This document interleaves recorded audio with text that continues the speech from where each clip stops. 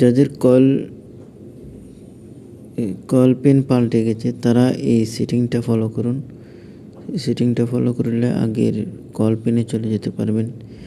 আপনারা প্লে স্টোরে যাবেন, প্লে স্টোরে যাওয়ার পরে সার্চ বারে লিখবেন কল ডায়ালারে গিয়ে এটা একটু ইনস্টল করতে হবে।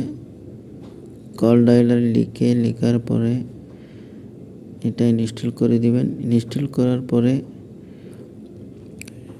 এখানে অনেকগুলো আছে, যেটা আগে ছিল সেটা আপনারা দেখতে পারবেন, সেটা আবার ইনস্টল করবেন। ইনস্টল হয়ে যাওয়ার পরে আপনারা সেটা ওপেন করে দিবেন। এটা ওপেন করে দিলে আগেরটাতে ফিরে যেতে পারবেন।